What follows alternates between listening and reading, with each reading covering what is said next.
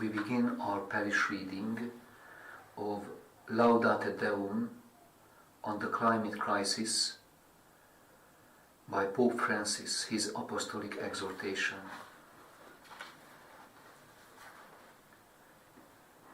Praise God for all His creatures. This was the message that Saint Francis of Assisi proclaimed by his life, his canticles and all his actions. In this way, he accepted the invitation of the biblical Psalms and reflected the sensitivity of Jesus before the creatures of his Father. Consider the lilies of the field, how they grow.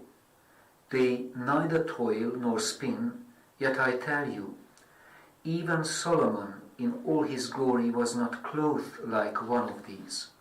Matthew chapter 6, verses 28 and 29. Are not 5 sparrows sold for 2 pennies? Yet not one of them is forgotten in God's sight. How can we not admire this tenderness of Jesus for all the beings that accompany us along the way? 8 years have passed since I published the encyclical letter Laudate Si, when I wanted to share with all of you, my brothers and sisters of our suffering planet, my heartfelt concerns about the care of our common home.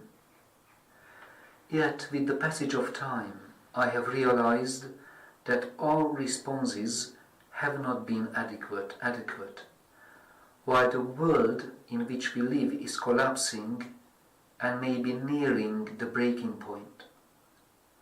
In addition to this possibility, it is indubitable that the impact of climate change will increasingly prejudice the lives and families of many persons. We will feel its effects in the areas of healthcare, sources of employment, access to resources, housing, forced migration, and so on. This is a global social issue, and one immediately relates to the dignity of human life. The bishops of the United States have expressed very well the social meaning of our concern about climate change, which goes beyond a merely ecological approach, because our care for one another and our care for the earth are intimately bound together. Climate change is one of the principal challenges facing society and the global community. The effects of climate change are borne by the most vulnerable people, whether at home or around the world. In a few words, the bishops assembled for the Synod for Amazonia said the same thing. Attacks on nature have consequences for people's lives.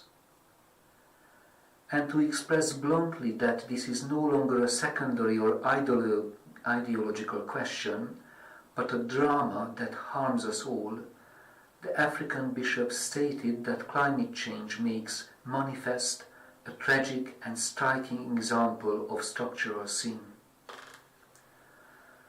The reflection and information that we can gather from these past 8 years allow us to clarify and complete what we were able to state some time ago.